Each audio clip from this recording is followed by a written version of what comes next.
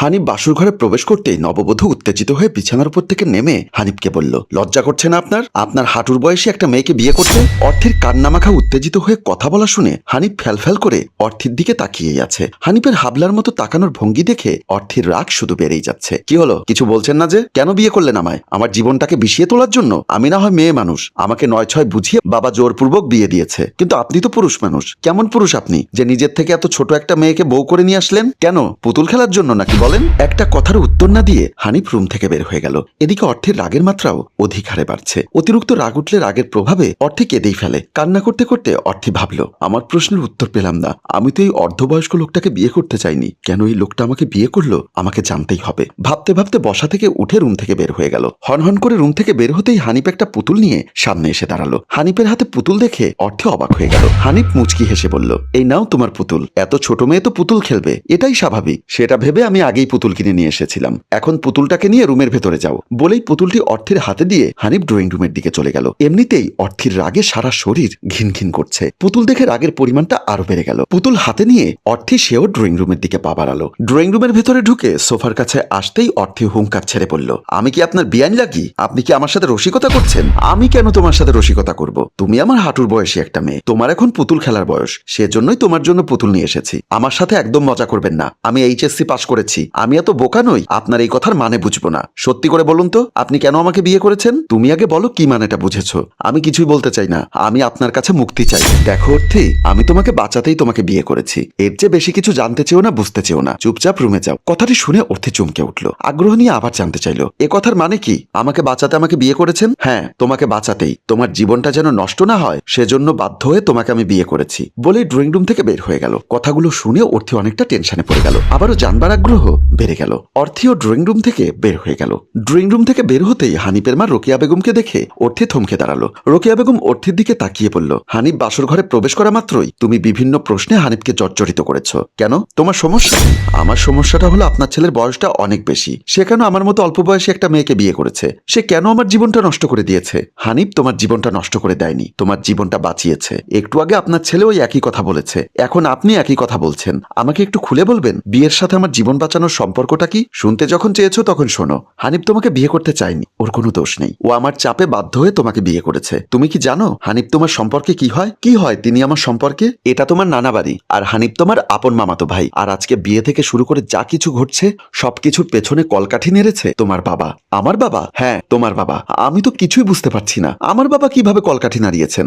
শুনবে কিভাবে কলকাঠি নাড়িয়েছে? তাহলে শোনো। হাসতে হাসতে আমজাদ আলী অফিস কক্ষে প্রবেশ করলো। রোকেয়া বেগমের টেবিলের পাশে এসে দাঁড়িয়ে বলল, ভাবিজান কেমন আছেন? আমি তো তোমার টাকা তোমার অ্যাকাউন্টে পাঠিয়ে দিয়েছি, তাহলে অফিস পর্যন্ত কেন এসেছো? আমজাদ রহস্যময় একটা হাসি দিয়ে বলল, ভাবিজান বিয়ের দাওয়াত দিতে এসেছি। কিসের বিয়ে? কার বিয়ে? অর্থের বিয়ে। কি বলছো তুমি?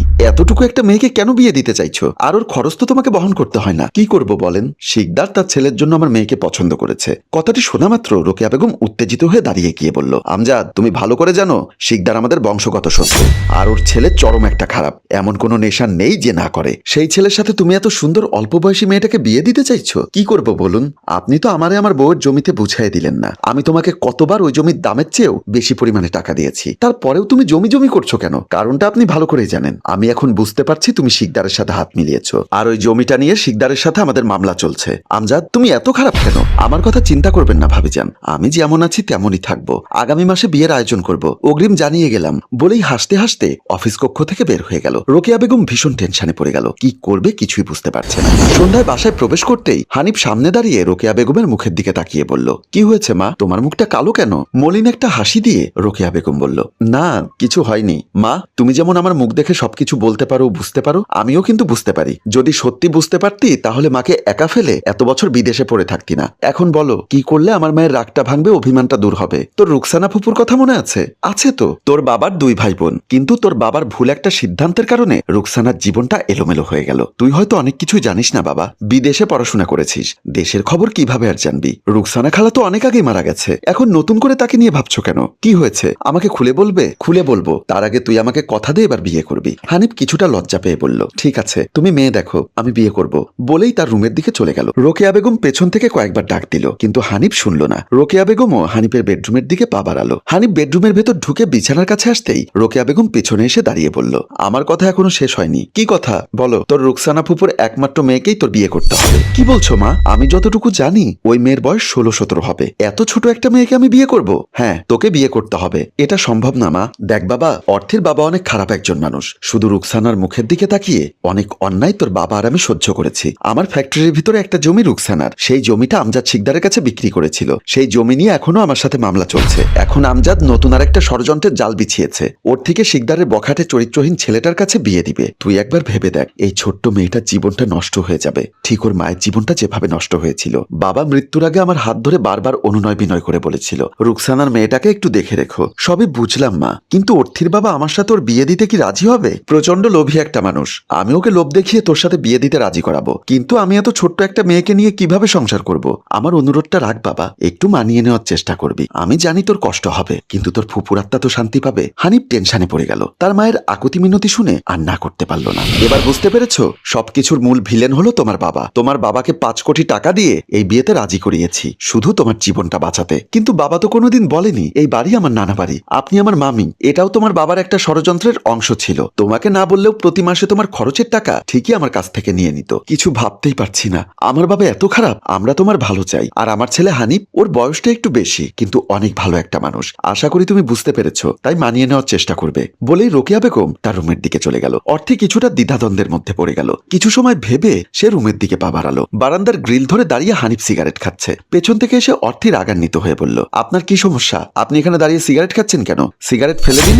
অর্থের কথা শুনে হানিফ কিছুটা অবাক হয়ে অর্থের দিকে তাকিয়ে রইল। অর্থে টান দিয়ে সিগারেটটা ফেলে দিয়ে বলল, আজ থেকে আর সিগারেট খেতে পারবেন না। আমি সারা বাড়ি খুঁজে আপনাকে এখানে এসে পেয়েছি। রাত কটা বাজে খেয়াল আছে? আজ আপনার বাসর রাত, সেটা কি ভুলে গেছেন? চলুন রুমে চলুন। অর্থের মুখে এমন কথা শুনে হানিফ কিছুটা ভ্যাবাচাকা খেয়ে গেল। আমতা আমতা করে বলল, তুমি এসব কি বলছো? আমি বাংলায় বলছি, আপনি বুঝতে পারেননি? আজকে থেকে আমি যা বলবো আমার কথা শুনতে হবে। চলুন বাসর ঘরে চলুন। হানিফকে ফ্যালফ্যাল করে তাকিয়ে থাকতে দেখে অর্থে আবার হুঙ্কার ছেড়ে বলল, কানে কি তুলো গুজে দিয়েছেন? আমাকে কোলে তুলে নিন, তারপর বাসর ঘর পর্যন্ত আমাকে কোলে নিয়ে যাবেন। অর্থের কথা শুনে হানিফ আরো অবাক হয়ে গেল। কি বললাম? কোলে তুলুন, তা না হলে কিন্তু আমি চিৎকার দিব। হানিফ বাধ্য হয়ে অর্থিকে কোলে তুলে নিল। অর্থের মুখে হাসি ফুটলো। হানিফের নাকের উপর আলতো করে আদর করে বলল, বুড়ো জামাই, এবার বাসর ঘরে চলো। অর্থের এমন পরিবর্তন দেখে হানিফ অবাক হয়ে অর্থের দিকে তাকিয়ে রইল। প্রিয় ভিউয়ার্স, ওদের জন্য দোয়া করুন যেন নতুন জীবনে সুখী হতে পারে। তবে এটা কি লক্ষ্য করেছেন, বউ ছোট হলে কি, শাসন কিন্তু বড়দের মতোই। তবে একথা কিন্তু সত্য, স্ত্রীদের শাসন ছাড়া একজন স্বামী কখনো সঠিক পথে ধাবিত হয় না। বাঁকা হওয়ার আগে সোজা করতে স্ত্রীদের শাসনই যথেষ্ট। গল্পটি ভালো লাগলে লাইক, কমেন্ট ও শেয়ার করুন। গল্পটির রচনা ও পরিচালনায় ফেরদৌস অপু, প্রযোজনায় মঞ্জুর মোর্শেদ, ক্যামেরায় শিহাব।